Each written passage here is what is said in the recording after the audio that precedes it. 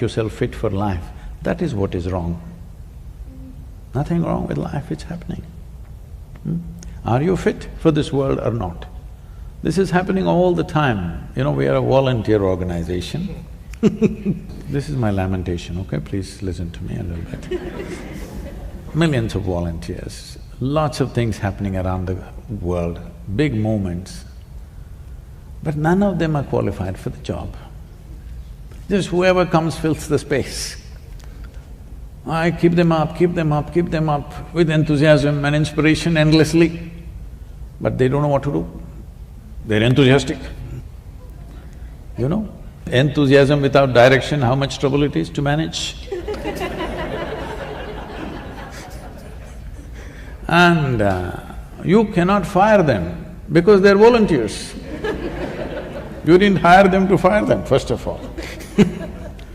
So, this will be happening all the time. Somebody comes up to me and, Sadhguru, I can't work with this person, he's so terrible, she's horrible, she's that. I say, see, the world is full of such horrible people only. If you think, if you want to find something horrible, you can find something horrible in everybody. Just in everybody, without exception, yes or no? If you think what you're doing is significant, you learn to work with such horrible people. If you think what you're doing is very significant. But if you want to work with ideal people, you must go to heaven and today.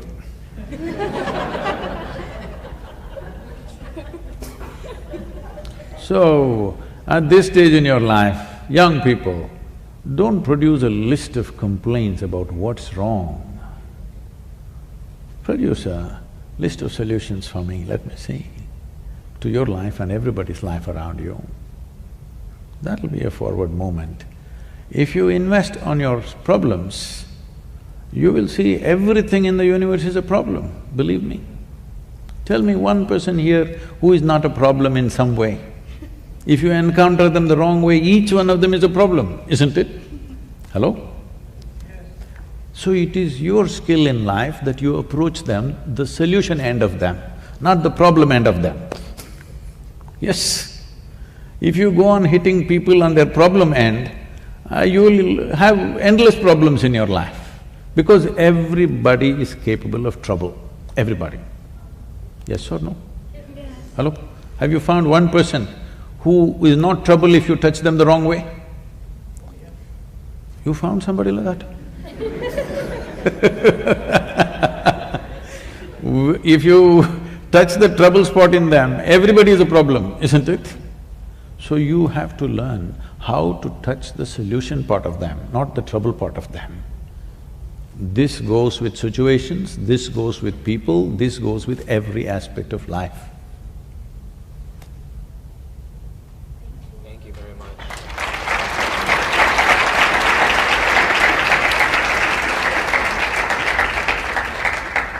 So Sadhguru, a lot of our students take leadership roles at school. A lot of them are just good friends and are part of families where problems do exist, and they take the caretaker role a lot. So what they've asked is, how do you take care of yourself when you are usually the one taking care of others? If you're interested in the well-being of people around you, the first and foremost thing is you must keep yourself well, otherwise you will become a problem yourself. If you want to be a solution for a lot of things, first thing is you're not the problem. Physically, mentally, in any sense, you are not the problem, only then you can attend to things around you. Otherwise, with good intentions, you'll mess up the world.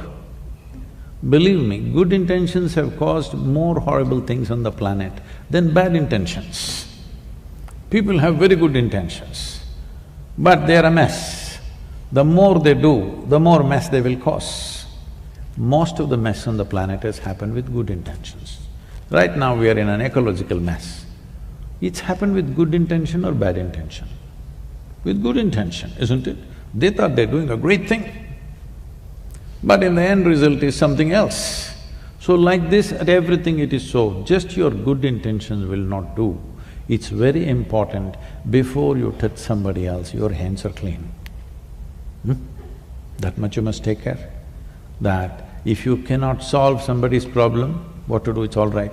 But you touching them should not become a problem. Thank you. So Sadhguru, going back to what you were saying, that you need to be part of the solution, and going back to what Daniel was saying, that mental health is such a problem here.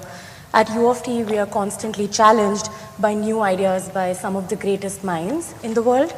And in such a competitive environment, which I sometimes describe as a roller coaster ride we got onto knowingly or unknowingly, I find myself, and a lot of people in the audience would echo to this, that I'm juggling between dealing with stress and finding internal happiness.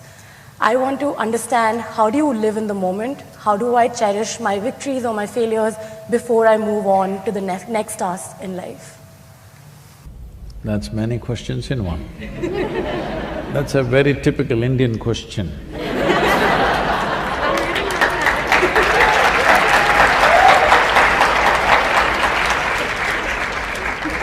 She left India only a year ago. So, to address the basic aspect of your question, which is how do you live in the moment? I'm asking you, please live somewhere else and show me for 1 month. Can you? Can you live somewhere else? Then why such a question? But you're mentally somewhere else, even if you're… No, mentally you're not somewhere else. You're here and thinking about something. So, you need to understand this. It took millions of years of evolution to get you to this level of cerebral activity. Now you're suffering your cerebral activity. Somebody is teaching you, don't think about yesterday, don't think about tomorrow, just be here in the moment.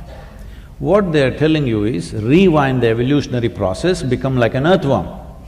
Yes, of course, an earthworm is eco-friendly creature, which human beings are not, unfortunately.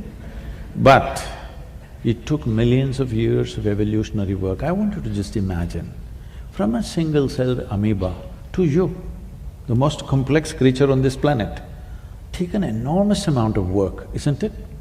You think it was all wrong? Hello? You think it was all wrong? So the problem is just this. You have a very sophisticated machine in the form of human mechanism. The simple question is, have you read the user's manual? User's manual? No.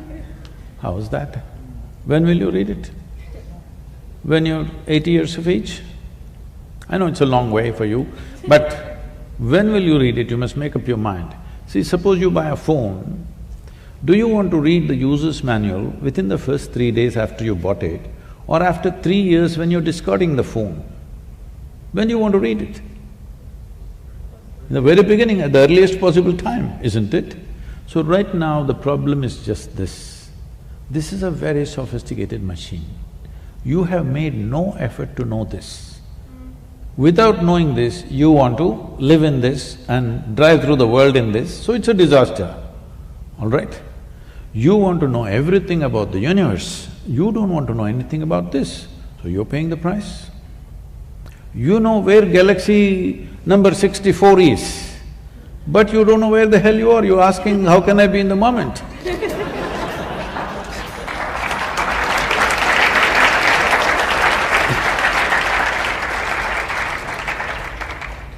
Simply, information is very deceptive. Information is very deceptive. You have information about that galaxy, this galaxy, you think you know it. No, we don't know it, we just read it in the book, all right? But this is reality, existentially you're true, isn't it? Humans know everything about this because this is you. You don't know that galaxy, that's another matter. If you wish, you can know. But you must know this because everything that you experience through this, isn't it? Do you see me right now? Where? Right here? Now, this light is falling upon me, reflecting, going through your lenses, inverted image in the retina. You know the whole story. Where do you see me right now? Within yourself. Where do you hear me right now? Within yourself.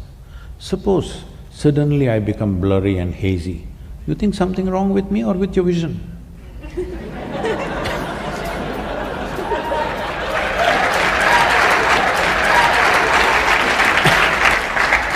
So, right now, this is all the problem with the world.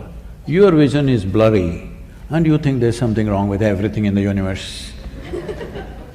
No, it's your question of your perception, your ability to think, your ability to emote, your ability to hold your balance. This is yours. This is not the world's business. Hello? This is not the world's business. Somebody freaks there, you freak within yourself. Whose business is it? It's your business. If you do not take charge of this one, everything in the universe is a problem, just know this. Not one thing, everything. And especially when you're a student in a university, well, I was not much of a student, maybe you're better students than me, but when I was a student, should I share uninspiring stories? This is not good for students. So, when I went to the university, when I finished my school, I decided not to go to the university. And being an educated family, this is not like today that you can take a year sabbatical, such things did not exist. You finish school, you must go to the university. This is a time in India, 70s, if you miss out 1 year, that means maybe you'll be on the street. That's only two options. Either you're well educated, you're on the street, there is no in-between other options. That's the mindset at least. So, I said, I don't want to go to the university, I will educate myself. Because anyway, I didn't like what they were saying in the school. So a higher level of that in the university I won't like. So I said, I'll educate myself. And you won't believe, I thought people who supposed to be my friends, my parents, my loved ones, everybody started looking at me, I have done something, some crime. It's like I've done something against them. I only said, I'll educate myself. Suddenly everything became different.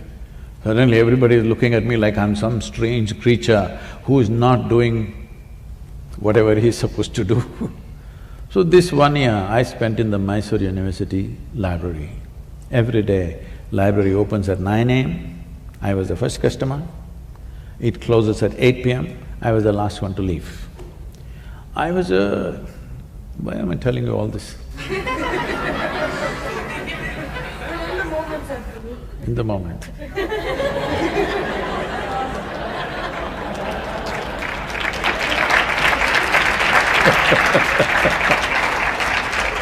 So, I know these days this generation can't eat a full stomach, but I would normally eat 2 times of what anybody eats. But I never put on weight, there was so much activity. Every day I'm cycling 40–50 kilometers, I'm swimming, I'm climbing trees, I'm doing things. Whatever I eat, I'm always hungry. So I'm a big eater. This 1 year, you won't understand this unless you know how voracious I was. 1 whole year, I didn't eat lunch, which was a huge achievement for me. I would stuff myself with as much breakfast as possible and entire day in the library, 8 o'clock I come home and then eat. This may look funny today because today I have only 1 meal a day. At that time, it was such a big thing because however big the breakfast is, by 10:30, 11 I'm hungry. I remain hungry till 8 PM, which was a huge thing for me. Today it's very simple for me to be without food. So I read all kinds of things, from Homer to Kalidasa, to popular mechanics, to National Geographic, this, that, all kinds of things. Nothing in particular, simply literature, philosophy, geography. Geography always fascinated me, so lot about the world and the planet. 1 year went by like this. When the next academic year started coming, drama started at home. You know, initially your father tries to put his pressure, it doesn't work, and then the final armor is, mother, tears will come. Then you don't know what to do, you have no weapons against that one. So I said, okay, I will join the college, but only if it's English literature. I said, what will you do reading poetry? What will you do? My father, being a physician, said, you must… I've got the seat ready for you, get into the medical college, you'll do well. I said, no, doctor, no. Then he says, okay, do engineering. Then I said, this is not right. When I said no to doctor, if you had told me become a veterinary doctor, Ayurvedic doctor, this doctor, which doctor, something, I would look at it. I say no to doctor, you say engineering. This doesn't go well with me. So I said, no, literature or I'm going back to the library. So they said, okay. So I went there, joined Mysore University.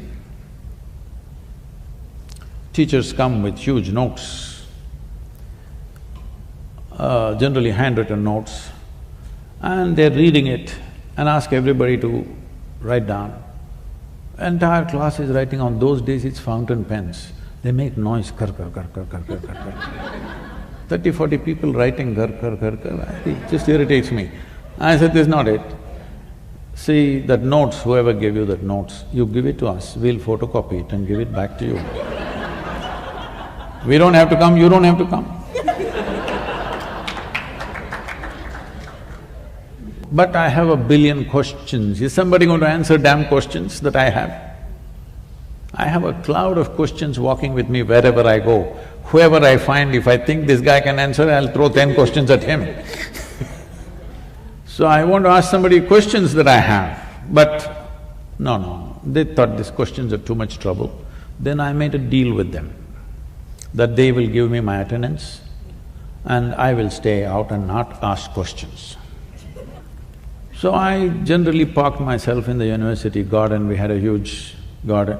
I planted myself under a tree. Then to my amazement I found people started coming to me. Education problems, money problems, boyfriend-girlfriend problems, all kinds of problems. Then I discovered everybody had a problem. I was the only freako who didn't have a problem. I was trying to think up a problem for myself, what is my problem? It's not that everything is going fantastic, but I never saw them as problems, but everybody labels ordinary situations as problems. Simply situations. Some situations we know how to handle, some situations we don't know how to handle, so what the hell about it? But every situation they cannot handle, they give it a problem title. And that problem festers and multiplies in their mind. So people coming to me with all kinds of problems, I heard variety of problems for these 3 years I spent in the garden. And I made a check, once a month I went and checked if they are keeping their end of the deal with the attendance. So why I'm saying this to you is,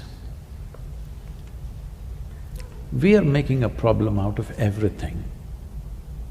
See, never before, materially, physically, life has been as good as it's today. Hello?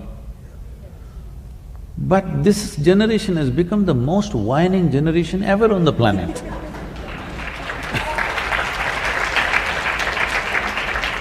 Small things, big things, everything whining, simply because they're taking such strong positions on everything. There is… youth means you must be open. You've not taken any position in your life yet. Yes.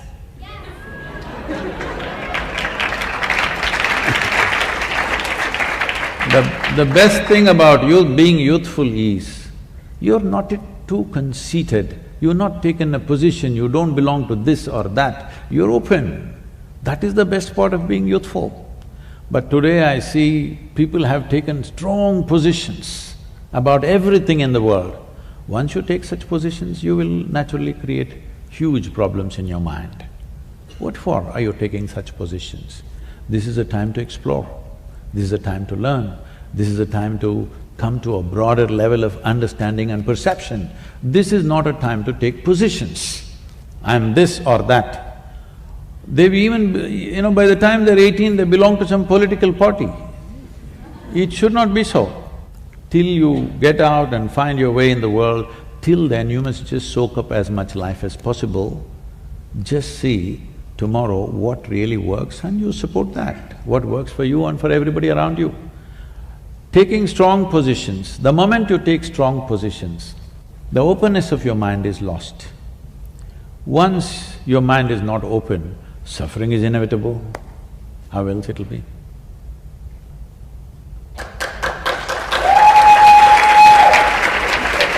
You got that?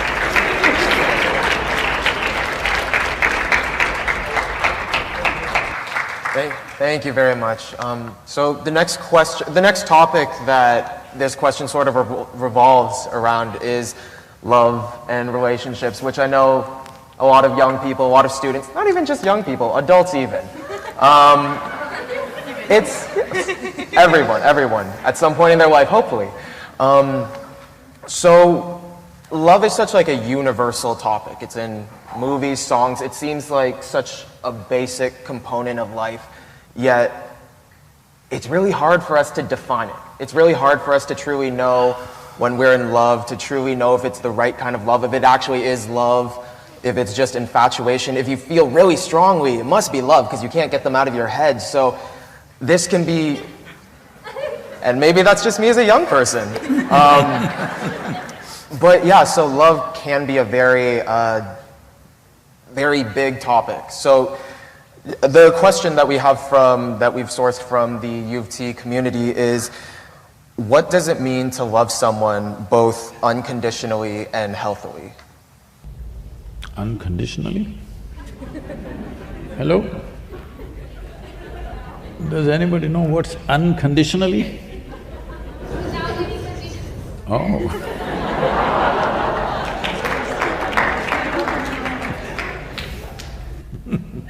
There are always conditions. Are they reasonable conditions or unreasonable conditions? That's the only way you can distinguish. But what is very reasonable for me may be unreasonable for you. What is very reasonable for you may be unreasonable for me. So friction happens. The problem is this, that we are calling human transactions as love. Human transactions are human transactions. People come together for various needs. If you have to learn together, you form one kind of group. Maybe two people will sit in the library and study, they were only discussing the subject, I mean to say. You also went to the library, but So, people may come together because they have physical needs. People may come together because they have psychological needs. People may come together because they have emotional needs, financial or social needs, all right? Or maybe a combination of all those things put together. So, these transactions, everybody has to do. Various levels of life, different types of transactions. So, what we are calling as love is a certain sweetness of emotion within you. Right now, your condition may be such, you're not able to trigger the sweetness of your emotion without the help of somebody. I'm not willing to point at anybody because this will be misunderstood. Without the help of another person, you are not able to trigger the sweetness of your emotions. Now, you think, only with this person, my emotions can be sweet. I'm asking you, whether it's love or hate, anger or tranquility, whatever, pleasure or pain, even light or darkness, does it happen within you or outside of you? Within you. What happens within you, if it needs an outside push, that means you're a low-tech machine. You know, in 1950s, if you owned a car, morning if you have to start it means you need two people to help you, otherwise it won't start. But today all the cars, even in extreme cold, self-start, isn't it? Isn't it time you upgrade your technology, that if you sit here, you can sit here lovingly? Not because of her or him or her. Just like that, you can sit here lovingly. If there's somebody you can share, nobody, you can sit here lovingly. What's stopping you? So, if you made yourself as a human being with a joyful mind and a loving heart, then you will conduct transactions, various transactions, in a sensible, graceful manner. Those are called relationships. Love is one aspect which is within you. Relationship is a transaction, the other person is involved. This is always a compromise, there's no perfect relationship anywhere. Yes or no? There is a give and take. If you are running the relationship 51% your way, you're doing great. Sometimes the percentage tilts in their favor, you try to push it in your favor. Transaction, but any transaction will sustain only if it's beneficial for both the parties. Whether it's marketplace, friendship, marriage, whatever, it will only sustain if it's beneficial for both the parties, isn't it? So you have to ensure, even if the other person is not competent to benefit or doesn't have the push to benefit, you must make sure the other person benefits, otherwise it'll not sustain. Even if you're doing business, I'm telling you. If you want continued customership from somebody, you must make sure he benefits, even if he doesn't ask for it. Hello? Yes or no? Yes. Then relationship will sustain. So do not misunderstand these two things. I know it's… because you're going by pop culture of songs, music, Broadway and Hollywood, leave that alone. You look at it from your perspective. Human emotion and human thought happens within you. If this happens the way you want it, will you keep this very pleasant or unpleasant? Pleasant. If you keep it pleasant, you are naturally loving, your emotions are sweet. If your emotions are sweet, will people want to be with you? Of course they want to be with you. Yes or no? Yes. You don't have to do any circus to have them. If you are a very wonderful human being, they desperately want to be with you, isn't it? You don't have to do any tricks to have them with you. So, relationship becomes easy, whichever way you play it works. You don't have to be unnecessarily conscious what to do, what not to do, how not to hurt that person, nothing. When you're a wonderful human being, when your thought is joyful, your emotion is sweet and loving, you can conduct your relationships whichever way you want and it'll work, because they want it, all right? So you must make yourself wanted, that's what I'm telling you.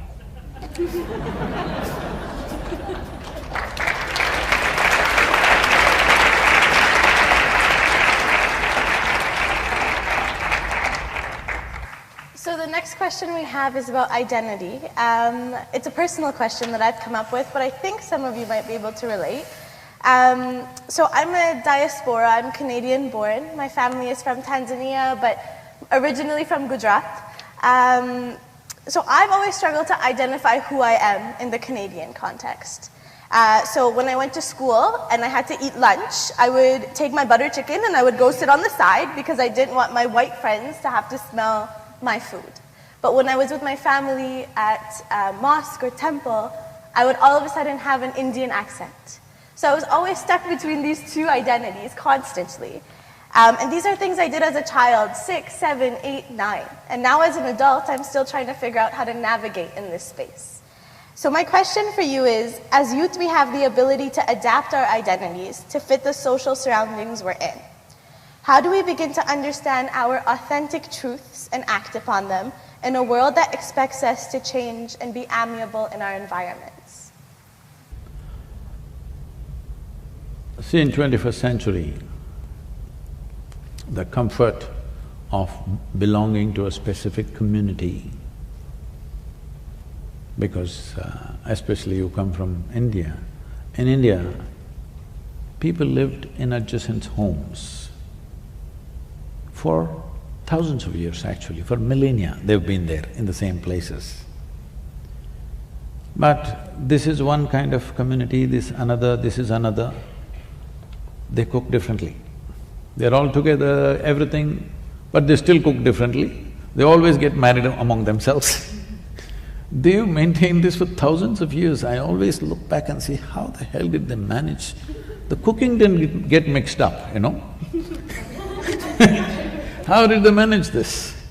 It's quite incredible they managed that. But that time is over in many ways. We must preserve those individual cultures because they're valuable, because they evolved over thousands of years. Each one of them have their uniqueness and beauty about them. But it lost its value when you did not understand what is a difference and what is a discriminatory process. See, it's wonderful that each one of us are different. If there was one more person just like you in your home, could you live there, I'm asking? Hello? Aren't we glad everybody is different and nobody is like us? So whether it's as an individual person or as a community or as a nation, we are all different and that's fantastic. But when we misunderstand differences as discriminatory process, then it becomes ugly. When that ugliness comes, we want to demolish all differences and make everybody into McDonald's. Okay? Because we think the evil is differences. Evil is not differences. The evil is in you thinking one is superior to the other. Instead of seeing this world is fantastic only because we are so different. You're all of us same. I won't have a conversation with you if you were just like me. Hello? If you were just the same as me, why would I sit here and have a conversation with you? Only because you're different, you're worth talking to, isn't it?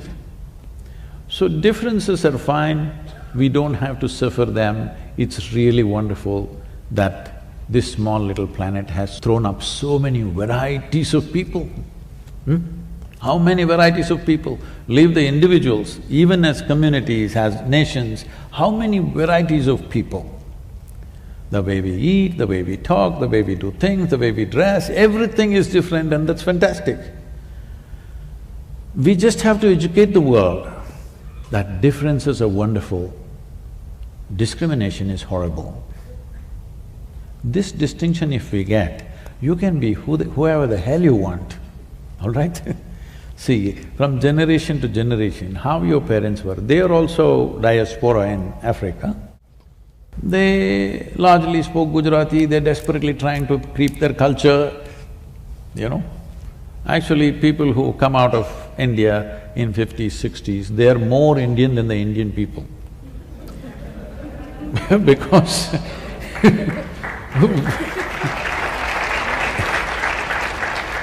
India has changed dramatically since then. But people who came out as one community and living in Africa, in UK, some other place, they are totally still dressing, talking, eating like 1950s because they are living within that community. All this is not a problem. This is all wonderful, how human beings evolve, adapt, do things, as long as we do not discriminate against each other. We don't think I'm superior to you, I'm better than you, you are less than me. This is the whole problem. So you just have to learn one thing. Doesn't matter who comes in front of you, whoever. Never look up to anybody, never look down on anybody. This is all. You just bring this one thing into you, every difference is fine. No looking up, no looking down. Thank you.